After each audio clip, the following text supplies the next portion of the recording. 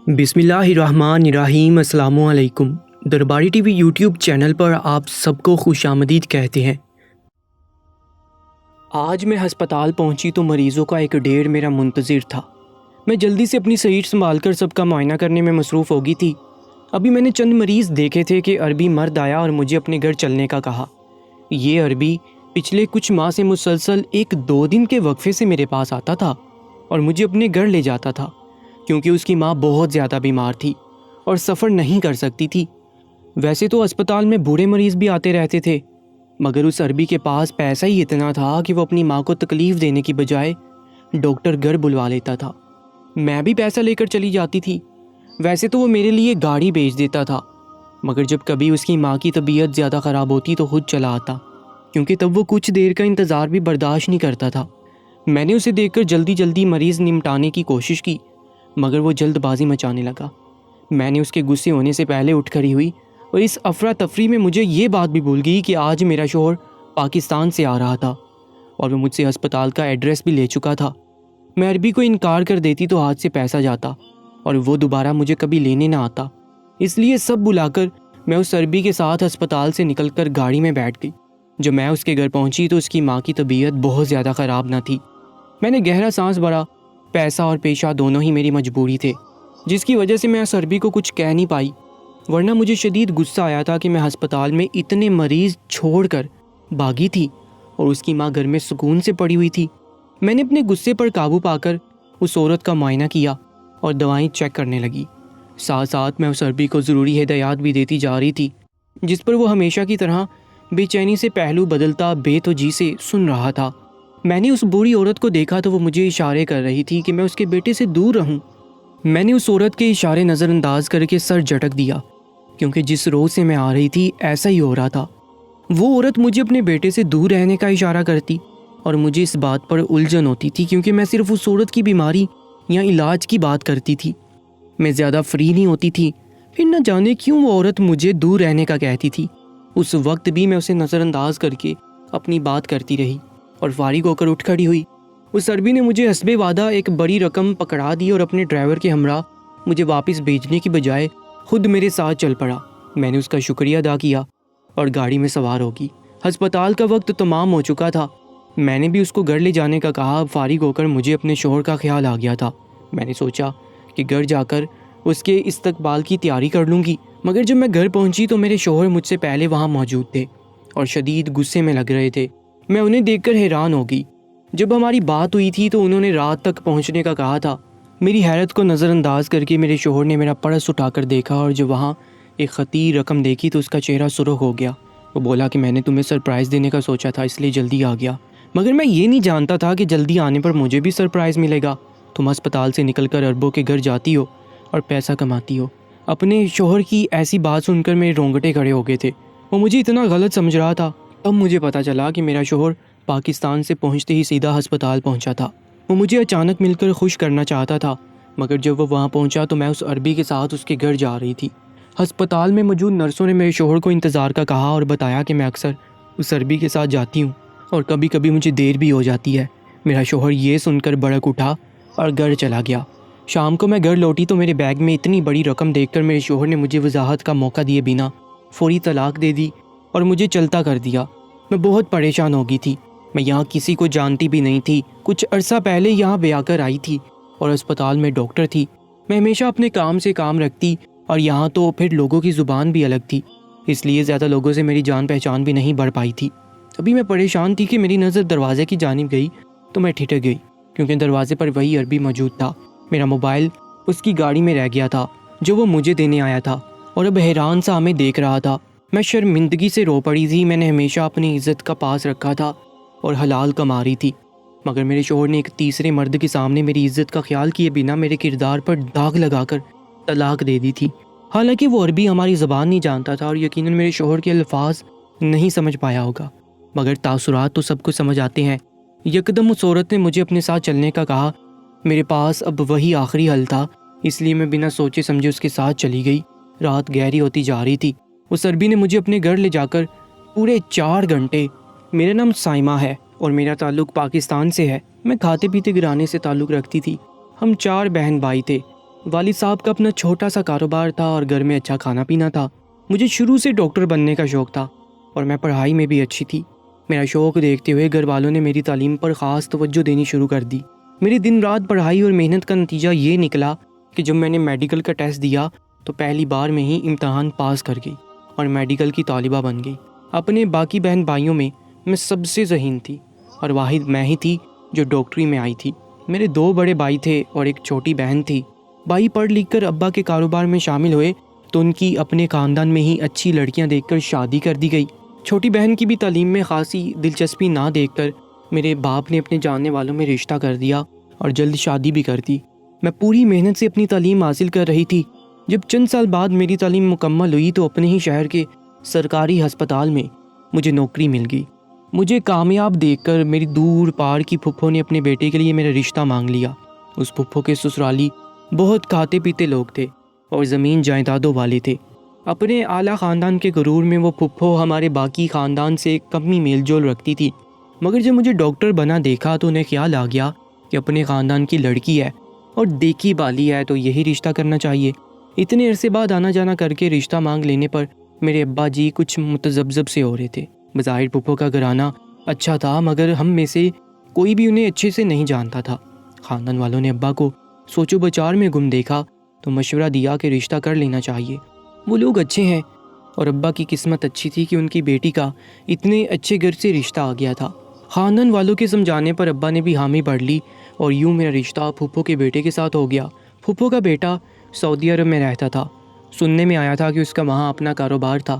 رشتہ ہوتے ہی دونوں طرف میں شادی کی تیاریاں ہونے لگیں اور بہت دھوم دھام سے میں بیاہ کر پھپھو کے گھر پہنچ گئی۔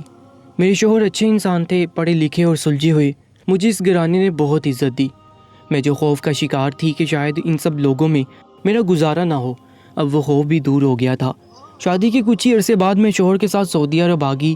یہاں میرے شوہر نے ایک چھوٹا سا گھر لیا ہوا تھا جو مجھے لگا تھا کہ شاید اس کا اپنا ہوگا، مگر بعد میں پتہ چلا کہ وہ کرائے کا گھر تھا۔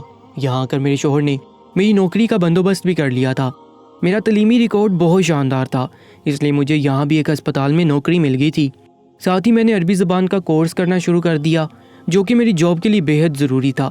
عملی زندگی میں قدم رکھتے ہی مجھ پر اپنے شوہر کی بہت سی خامیاں کھلنے لگی تھیں، جس کی وجہ سے میری یہ الجھن بھی سمجھ گئی کہ پھپھو نے اپنے سسرالی خاندانوں کو چھوڑ کر مجھے ہی کیوں بہو بنایا تھا، کیونکہ میرا شوہر سعودیہ میں اپنا پیسہ بزنس کے نام پر ڈبو چکا تھا اور اب خالی ہاتھ تھا، مگر پاکستان جانے کو تیار نہیں ہوا اور نہ ہی ان لوگوں نے خاندان میں کسی پر ظاہر کیا کہ وہ کن حالات کا شکار ہے۔ میرا شوہر عجیب دماغ کا بندہ تھا، ہاتھ میں پیسہ نہیں تھا مگر اسے نوکری کرنا اپنی شان کے خلاف لگتا تھا اور ہر وقت وہ بڑے بڑے کاروباری لوگوں میں اٹھتا بیٹھتا تھا۔ اس کے پاس کاروبار کے بہت سے منصوبے تھے، گھر والے پہلے ہی اسے اچھی خاصی رقم دے چکے تھے اور اب مزید اسے ایک پیسہ بھی دینے کو تیار نہیں تھے۔ پھپھو کو نظر آ رہا تھا کہ ان کا بیٹا ساری زندگی اب بس یہی خیالی پلاؤ بناتا رہے گا، اس لیے انہوں نے کماؤ لڑکی لانے کا سوچا، اور ایسی لڑکی جو شوہر کو کما کر کھلائے وہ میں ہی ہو سکتی تھی، جو کبھی سر اٹھا کر کچھ نہ کہہ سکتی، ورنہ بڑے گھر کی لڑکیاں تو پہلے روز ایسے نکھٹو شوہر کو لات مار کر چلی جاتی ہیں۔ میرا دل اپنے شوہر کی اصلیت جان کر بہت برا ہوا تھا، مگر میں خاموش رہی اور محنت کرنے لگی۔ میں چاہتی تھی کہ جو شان پاکستان میں ہماری بنی ہوئی ہے وہ قائم رہے اور یہاں میں محنت سے پیسہ اکٹھا کر کے کسی طرح اپنا گھر لے لوں۔ میرا شوہر بھی مجھے ہر وقت محنت کرنے کا کہتا تھا کیونکہ وہ اب مجھ سے اپنے کاروبار کے پیسے لینا چاہتا تھا، جبکہ میں اب اپنے شوہر کو جان گئی تھی، وہ صرف پیسہ اڑانا جانتا تھا۔ ویسے بھی جس مرد کو بیٹھ کر عورت کی کمائی کھانے کی لت لگ جائے وہ کبھی خود کمانے کا تکلف نہیں کرتا، اس لیے میں بھی پیسہ جمع ضرور کر رہی تھی مگر اپنے گھر کے لیے ایسا کر رہی تھی۔ ایک روز ہسپتال میں اچانک ایک عربی مرد آ گیا اور اس نے کہا کہ اسے ایک لیڈی ڈاکٹر چاہیے جو اس کے ساتھ اس کے گھر جا کر اس کی بیمار ماں کا علاج کر سکے۔ اس وقت میں ہی فارغ تھی مگر میں کسی کے گھر جانے کے لیے تیار نہیں تھی۔ تبھی میں نے اس عربی کو نظر انداز کر دیا، مگر جب اس نے مجھے دیکھا تو کچھ چونک سا گیا اور اچانک ہی ضد کرنے لگا کہ میں اس کے گھر چلوں۔ میں انکاری ہو رہی تھی، مگر جب اس نے میرے سامنے پیسہ رکھ کر ساتھ جانے کا کہا تو میں ایک ساتھ اتنی بڑی رقم دیکھ کر چونک گئی۔ تب مجھے وہاں موجود ایک نرس نے بھی مشورہ دیا کہ میں گھبراؤں نہیں، اس کے ساتھ چلی جاؤں۔ اس نے کہا کہ یہ عربی شیخ فراڈ نہیں ہوتے، واقعی اس کی ماں بیمار ہوگی اور اگر میرا علاج اسے پسند آیا تو وہ مجھے بیش بہا پیسہ دے گا اور اپنی ماں کا صرف مجھ سے ہی علاج کروائے گا۔ میں یہ سن کر سوچ میں مبتلا ہو گئی، مجھے ویسے بھی پیسہ چاہیے تھا اور یہ حرام کمائی تو ہرگز نہ تھی۔ میں ایک ڈاکٹر تھی اور مریض کو دیکھنا میرا فرض بھی تھا۔ میں فرض پورا کرتی اور پیسہ لے کر آ جاتی۔ یہ سوچ کر میں مطمئن ہوئی اور اس عربی کے ساتھ چل پڑی۔ اس کی ماں واقعی بیمار عورت تھی، مگر ایسی سنجیدہ بیمار بھی نہ تھی کہ وہ ہسپتال نہ لی جا سکتا، مگر ظاہر ہے صرف پیسے کی چمک تھی کہ وہ گھر بیٹھے سکون سے سب کروا رہا تھا۔ میں نے پوری ایمانداری سے اس کی ماں کا معائنہ کیا۔ اس کی ماں صرف کسی ٹینشن اور صدمے کا شکار تھی۔ میں نے اس کے لیے دوا وغیرہ لکھ دی اور مزید کوئی بھی غیر ضروری بات کیے بغیر پیسے لے کر ہسپتال واپس لوٹ گئی۔ میرا پیشہ ورانہ انداز شاید اس عربی کو پسند آیا تھا، جس کی وجہ سے وہ ہفتہ بھر بعد ہی گاڑی بیچ کر پھر مجھے بلوا چکا تھا۔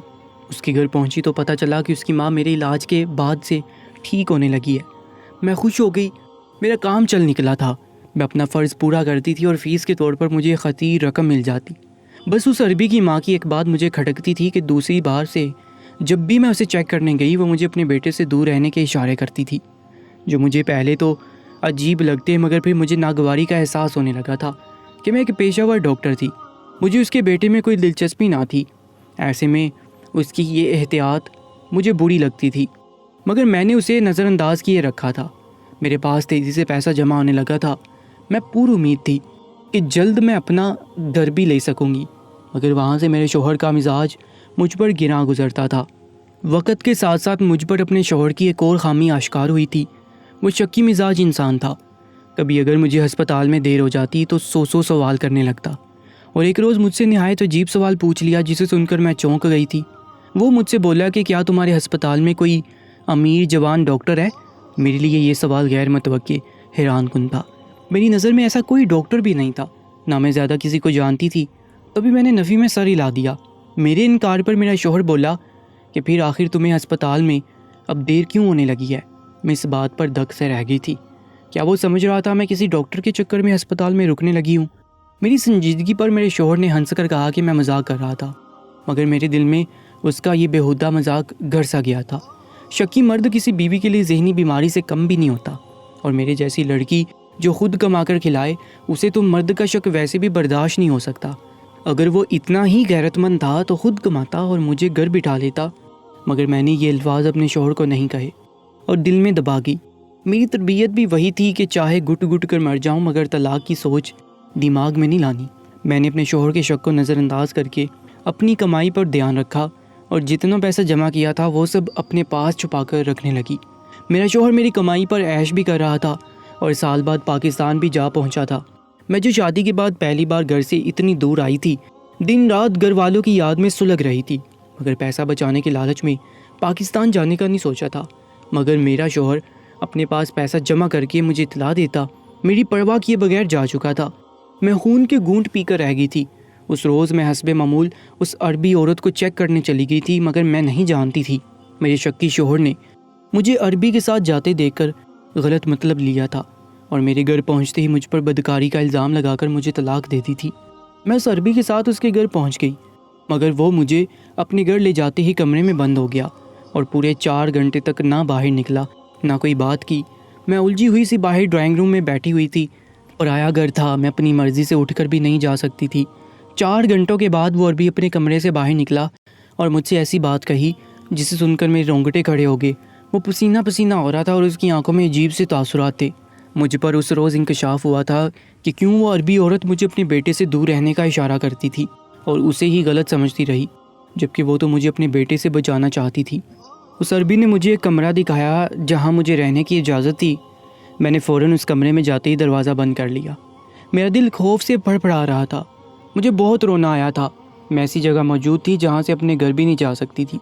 پوری رات میں نے رو دھو کر گزاری اور میرے دل میں اپنے سابقہ شوہر کے لیے شدید نفرت پیدا ہو رہی تھی۔ صبح ہوتے ہی میں باہر نکلی تو وہ عربی گھر پر موجود نہیں تھا۔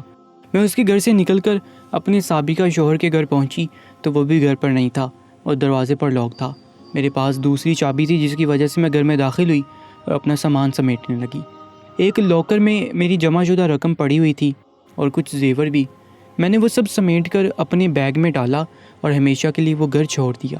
میں واپس اسی عربی کے گھر آئی تھی۔ میری مجبوری تھی کہ میں انجان جگہ پر انجان لوگوں کے درمیان اکیلی رہنے سے گھبرا رہی تھی، جبکہ اس عربی کے گھر مجھے بہرحال اس کی ماں کا سہارا تھا۔